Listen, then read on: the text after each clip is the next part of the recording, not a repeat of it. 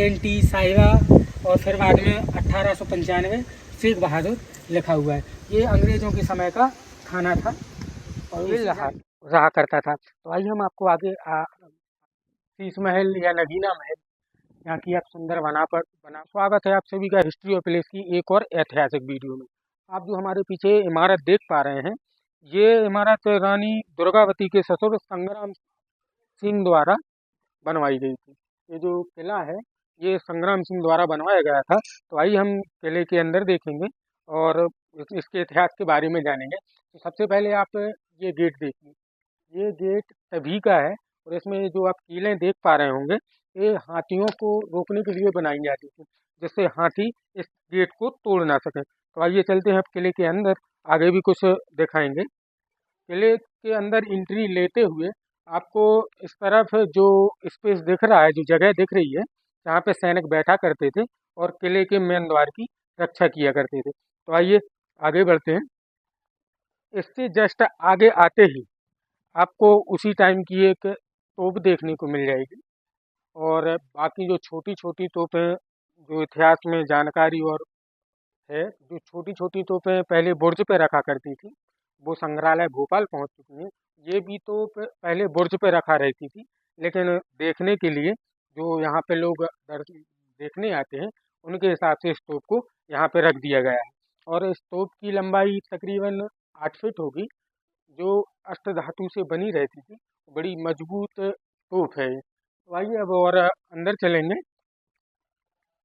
और इस जो आप जिस क्षेत्र में, जिस जिले में ये किला है, ये सागर जिला है। और सागर जिले की एक छोटा कस्बा है खिमला। ये जो बिल्डिंग है जिसे अंग्रेजों ने अपना थाना बना लिया था, उसके कुछ शिलालेख आपको आज भी देखने को मिलेंगे, जिस पर मिस्टर सिकरामेश जो यहाँ के पुलिस अधीक्षक थे और GENT साहिबा और फिर बाद में 1895 शेख बहादुर लिखा हुआ है। ये अंग्रेज़ों के समय का थाना था और उसी टाइम का है शिलालेख जो अंग्रेज़ों द्वारा लिखा गया था। इस इमारत को थाने में तब्दील कर दिया गया था। तो आइए अब आगे भी आपको कमल आसा में कमल के पुष्प बड़ी ही मात्रा में उगाए जाते थे, तो इसलिए इसे कमलासा बोला जाता था और धीरे धीरे इसका नाम हिमलासा पड़ा।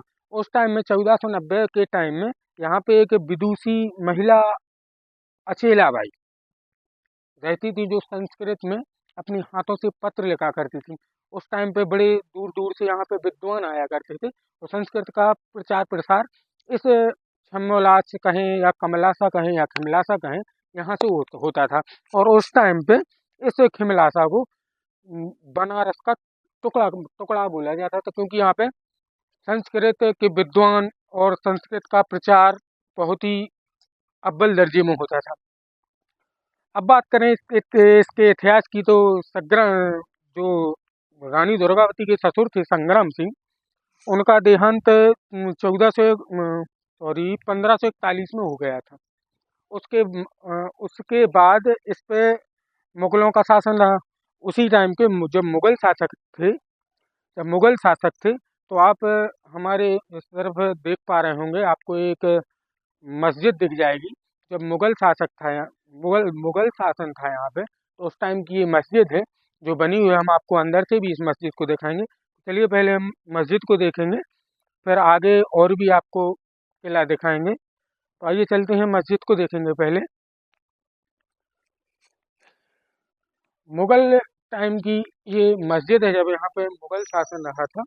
तो आप ये मस्जिद देख पा रहे होंगे और आप एक यूनिक चीज़ देख पा रहे होंगे को ऊपर का जो छत है वो इस मस्जिद में नहीं।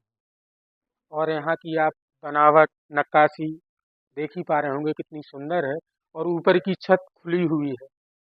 ये आप यहाँ पे मज़ारें देख पा रहे हैं जो मुगल काल के समय बनाई गई थी। देखिए आप कितनी सुंदर, और देखिए नक्काशी है। अब हम आगे चलते हैं। यहाँ पे एक शीश महल भी है जो राजपूत राजाओं ने बनवाया था। मुगल काल के बाद जो पन्ना के राजा छत्रसाल थे, उन्होंने हिमलासा, धामोनी, गड़ाकोट, गढ़पेरा, इन सब पे कब्जा किया था। आई है तो यहाँ के स्थानीय लोगों द्वारा बताया गया कि इस मस्जिद का निर्माण सिर्फ एक रात में हुआ था और छत खुली होने का कारण यही रहा कि बनते बनते इस मस्जिद को सुबह हो गई थी तो छत नहीं डाला गया और जैसा था वैसा ही छोड़ दिया गया। चलिए अब आगे हम आपको यहाँ का वो नगीना महल और जिसे शीश महल कहा जाता है वो दिखाएंगे। और 16वीं शताब्दी के बाद ये क्षेत्र मुगल काल में चला गया था। इसके बाद जो पन्ना के राजा थे, राजा छत्रसाल, तो उन्होंने गड़ाकोटा, धामोनी और खिमलासा में मुगलों को परास्त कर अपना राज्य स्थापित किया था। और सन 1695 में उन्हीं के वंशज, राजा छत्रसाल के वंशज राजा अनूप सिंह ने पूरे खिमलासा में एक रक्षा प्राचीर बनवाई थी जिसकी ऊंचाई तकरीबन 22 फीट थी। तो भाई हम आपको वो रक्षा प्राचीर भी दिखाएंगे। और जो शीश महल है यहाँ का, उसका निर्माण राजपूत राजाओं ने करवाया था। और इसके बाद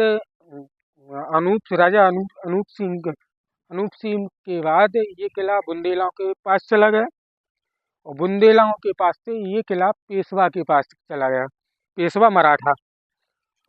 और उनका राज्य सन 1818 में उन्होंने ये किला अंग्रेजों को सौंप दिया था, जिसमें अंग्रेजों ने यहाँ पे अपनी ऑफिस, थाना वगैरह ये सब चीज़ें बनवा रखी थी। आप देख पा रहे हैं ये उस टाइम का जेल रहा करता था। तो आइए हम आपको आगे आज से दिखाएंगे कि जब कैदी उस टाइम पे मुगल काल और जब इस किले पर रानी दुर्गावती के ससुर संग्राम सिंह का राज रहता था, तो ये छोटी सी जगह, इसमें कैदियों को कैद किया जाता था।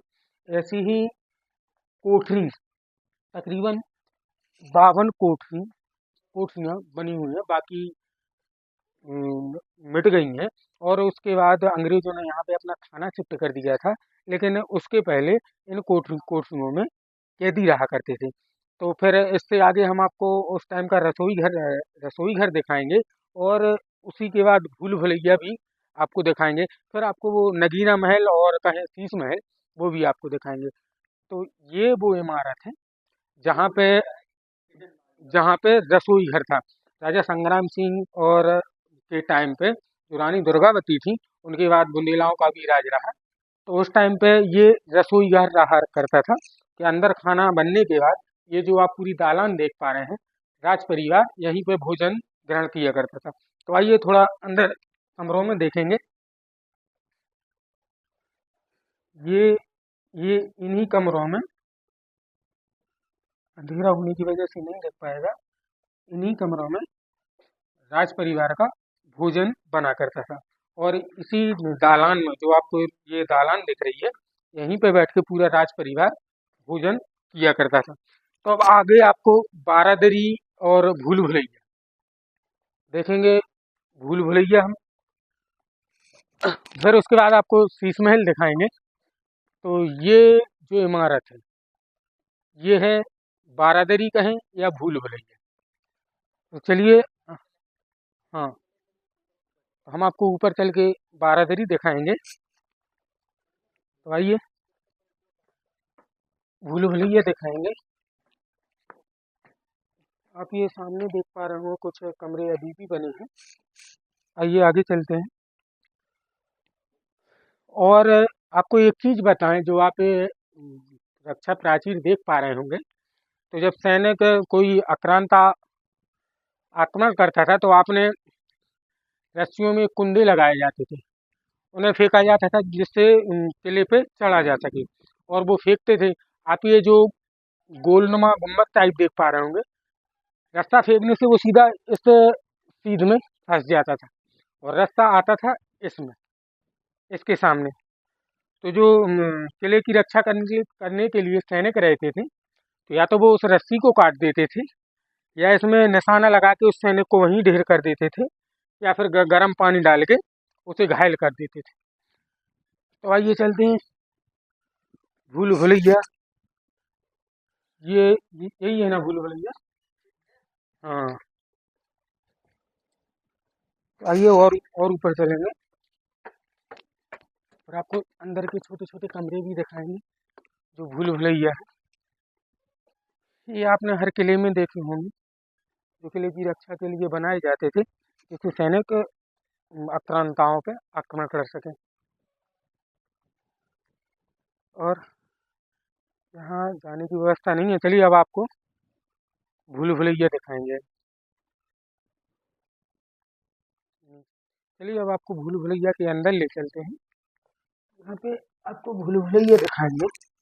और सबसे पहले आप लोग ये देखिए, आप जितने भी देखने वाले व्यूअर दर्शक हैं, आप लोगों से हाथ जोड़ के रिक्वेस्ट है कि किसी भी इमारत में जाके ये सब ना किया करिए।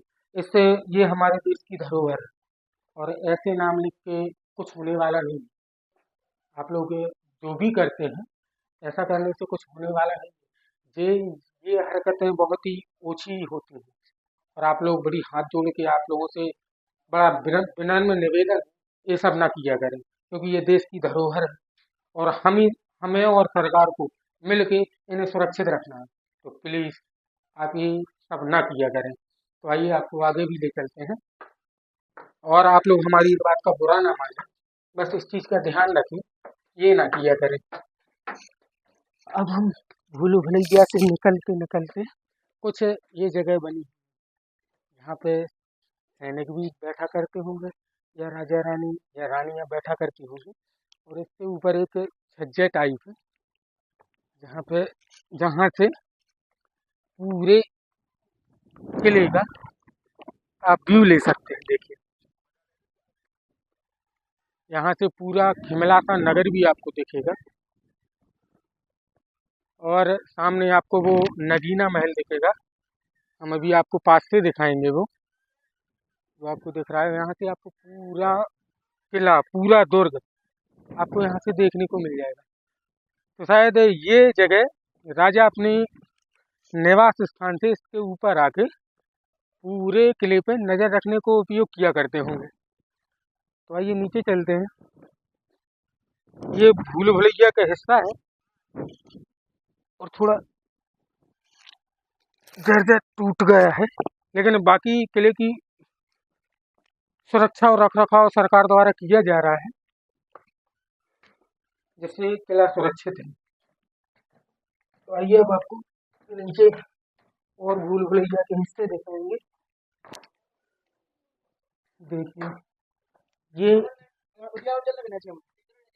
ये छोटा सा दरवाजा देखिए आप, देखिए, और नीचे अंधेरा।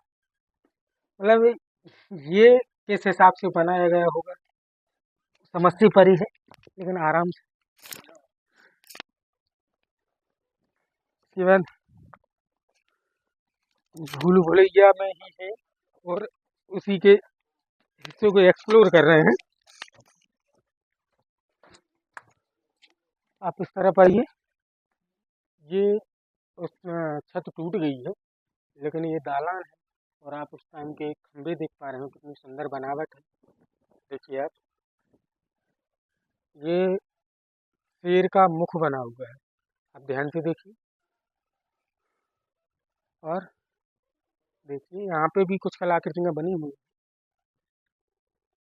जैसे शेषनाग बना हो, और ऐसी कलाकृतियाँ हर खंभों पे बनी हैं, बड़ी ही सुंदर लग रही हैं ये। और कुछ खंभे जो टूट गए हैं, और भी यहाँ पे जो जगह देख पा रहे होंगे, यहाँ पे भी इन्हीं खंभों की मदद से पूरा दालान बना हुआ होगा। तो आइए आगे भी आपको ले चलेंगे। आइए यहाँ से नीचे चलते हैं, और इसके बाद सीधा आपको हम शीश महल की ओर ले चलेंगे, जो राजपूत राजाओं ने जिसका निर्माण करवाया था। और एक हम दालान में आ गए। इस तरफ भी एक गेट है, जो किले का प्रांगण है, जहाँ पे कुछ इमारतें टूट गई हैं, और एक मैदान मैदान टाइप में दिख रहा है, जहाँ पे उस टाइम किले के जो उत्सव वगैरह होते थे, जैसे मल्लोत्सव उत्सव, कोई पारंपरिक उत्सव हुआ करता था, तो वो इसी मैदान में होता था। तो आइए अब आपको हम वो शीश महल या कहें नगीना महल, आप हमारे पीछे हनुमान जी का मंदिर देख पा रहे हैं, और इस तरफ भोलेनाथ का मंदिर है। तो राजा रानी यहाँ पे पूजा करने आया करते थे। अपने शीश या शीश महल या नगीना महल का है, वहाँ से निकल के, और इसी के पास में बावड़ी है जो बड़ी ही बड़ी, और इसमें एक और उम, अ, विश्वसनीय बात है कि इसमें एक दरवाज़ा है, और यहाँ के लोगों का कहना है, और शायद ऐसा लगता भी है, कि उस नगीना महल से सीधा रानी उसी सुरंग के रास्ते, इस बावड़ी में वो आपको रास्ता दरवाज़ा दिख रहा होगा छोटा, उस रास्ते से इस कुएं में पानी भरने और स्नान ध्यान करने आती थी, और यहीं से निकल के इन मंदिरों में पूजा करने आती थी। तो आइए आपको बावड़ी दिखाएंगे, जहाँ तक पहुँच सके वहाँ तक। फिर इसके बाद आपको नगीना महल सबसे बाद में दिखाएंगे, क्योंकि उसका नगीना महल नाम, और उसमें पहले शीशे आईने लगा रहते थे। तो आइए चलते हैं बावड़ी में। बड़ी विशाल बावड़ी है, और उसमें वो द्वार आज भी देखने को मिलता है। और यहाँ के लोगों का कहना है कि जो शीश महल से सुरंग निकली थी, वो उन्होंने खुद देखी है, और अभी कालांतर में कुछ साल पहले ही उसे बंद कर दिया गया है। तो आइए हम आपको थोड़ा पास से वो दरवाज़ा दिखाएंगे, जहाँ से रानी इस बावड़ी में स्नान करने आती थी, अपने गुप्त रास्ते से, जो सीधा नगीना महल से इस बावड़ी तक बनाया गया था। आइए, ये है हिमलासा किले की बावड़ी, और हम बावड़ी के बड़े नज़दीक हैं, और यहाँ से हम वो द्वार बिल्कुल सीधा देख पा रहे हैं। ये द्वार है जहाँ पे रानी आया करती थी, और उस किले की जो इमारतें बनी थी, पहले झरोके टाइप के बने रहते होंगे, जिससे रानी वहाँ पे बैठ के स्नान कर सके, उनकी सखियाँ आया करती थी, और राजा भी इसी रास्ते से बावड़ी में स्नान ध्यान करने आया करते थे। और वहाँ से भी एक जीना था जो अब टूट गया है, यहीं से राजा और रानी मंदिर में भगवान भोलेनाथ और हनुमान जी की अर्चना करने आया करते थे। और जब युद्ध करने जाते थे, तब भी मंदिर में पूजा करने के बाद ही युद्ध में जाया करते थे। तो आइए आपको कराने के लिए अब आगे हम आपको ले चलेंगे नगीना महल, जो अभी भी अपनी अवस्था में जितनी खड़ा हुआ है, और ये 3 मंजिल है, जिसमें जिसका निर्माण राजपूत राजाओं ने करवाया था, और उस टाइम पे इस पे शीशे लगवाए गए थे, जिससे थोड़ा उजेला होने से ही ये नगीने की तरह चमकता था। तो कुछ राजाओं ने इसे नगीने महल का नाम दिया। ये अब नगीने नगीना महल, या कहें शीश महल, वहीं चलते हैं, जहाँ पे कहा जाता है कि ये राजा रानी का निवास स्थान या बेडरूम का है। उन्होंने इसी नगीना महल को बनाया था। आप जो हमारे पीछे इमारत देख पा रहे हैं, ये राजा और रानी का बेडरूम हुआ करता था। जो आप नीचे की इमारत देख पा रहे हैं, और नीचे जो एक यहाँ पे कमरा बना हुआ है, उसके सामने एक आप छत उसी टाइम की देख पा रहे होंगे, और ये कमरा, एक इसमें बड़ा द्वार है, और एक छोटा द्वार, एक गुप्त द्वार जिसे बोल सकते हैं, वो बनाया गया बना है। और इस महल की, इस कमरे की आप चौड़ाई देख पा रहे होंगे, जो पत्थर ही पत्थर से बना है, क्योंकि यहाँ पे राजा रानी विश्राम किया करते थे, उनका बेडरूम था ये, तो इसे बड़ी ही सुरक्षा से बनाया गया था। और यही नगीना महल है, इसके ऊपर ये जगह सैनिकों के लिए बनाई गई थी, जिससे उनके बेडरूम और उनके महल की रक्षा हो सके।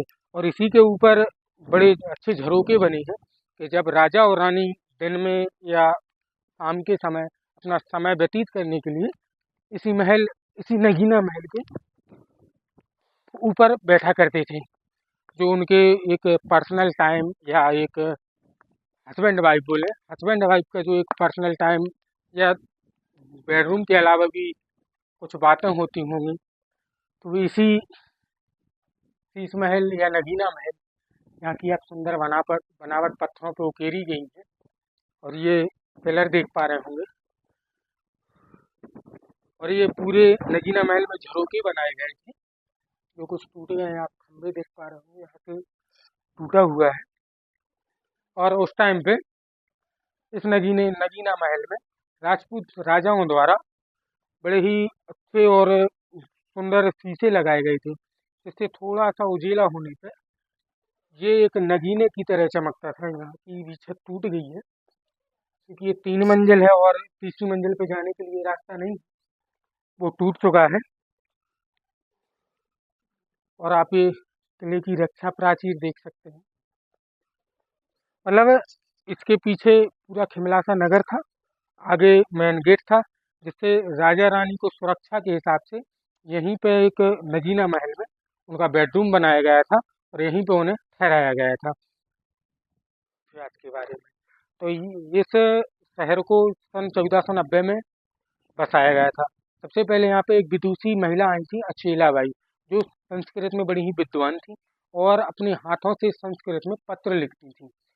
और उसी टाइम पे संस्कृत का बड़ा ही प्रचार प्रसार होता था खिमलासा में, और बड़े दूर दूर से यहाँ पे विद्वान आया करते थे। इसलिए इस खिमलासा को काशी का टुकड़ा भी बोला जाता था। इसके बाद रानी दुर्गावती हुई, उनके ससुर संग्राम सिंह, जो उनके बामन गढ़ों में से एक गढ़ ये खिमलासा भी था, जिनकी मृत्यु 1541 में हो गई थी। उसके बाद ये किला मुगलों के अधीन चला गया और इसके बाद पन्ना के राजा छत्रसाल, उन्होंने हिमलाता, धामोनी, गड़ाकोटा, इन सबको मुगलों को परास्त कर अपने अधिकार में ले लिया। उन्हीं के कालांतर में उनके वंशज रहे राजा अनूप सिंह, सन 1695 में उन्होंने इस नगर की रक्षा प्राचीर के लिए 20 फीट ऊंची रक्षा प्राचीर बनवाई, जिससे नगर की रक्षा हो सके। और इसके बाद इसे जो इसमें शीश महल में हम लोग अभी हैं, इस शीश महल का निर्माण राजपूत राजाओं ने करवाया था। और सन 1746 में खिमलासा बुंदेलाओं के पास से पेशवाओं के पास चला गया। पेशवाओं ने सन 1818 में ये किला ब्रिटिश सरकार, अंग्रेज सरकार को सौंप दिया। और उसके बाद सन 1834 में ब्रिटिश सरकार ने इस खिमलासा को खुरई में जोड़ दिया गया। सन 1857 में जो राजा मर्दन सिंह हुए, बानपुर के राजा, उन्होंने अंग्रेज़ों को परास्त कर ये किला अपने कब्जे में ले लिया था। जिसके बाद 1857 के बाद हमारे जो भारत के वीर सिपाही थे, उन्होंने अंग्रेज़ों से युद्ध लड़ा और युद्ध लड़ते लड़ते वीरगति को प्राप्त हुए, जिसके चलते चलते सन 1947 तक तकरीबन 100 साल उन्होंने हमारे भारत के वीर सपूत जो राजा थे, उन्होंने भी अंग्रेज़ों से लोहा लिया, लड़ते लड़ते वीर गति को प्राप्त हुए। तो दोस्तों, आपको हमारी वीडियो अगर अच्छी लगी हो और अगर हमने कुछ इसमें गलतियाँ की हों तो आप हमें कमेंट करके बता सकते हैं, क्योंकि हम नहीं चाहते कि हमसे कोई गलती हो और वो हमसे छिपे। आप लोग हमें कमेंट करके बताइए, और अगर आपको वीडियो अच्छी लगी हो तो कमेंट करिए, लाइक करिए और एक सब्सक्राइब करके ज़रूर जाएं। दोस्तों, मिलते हैं अगली वीडियो में।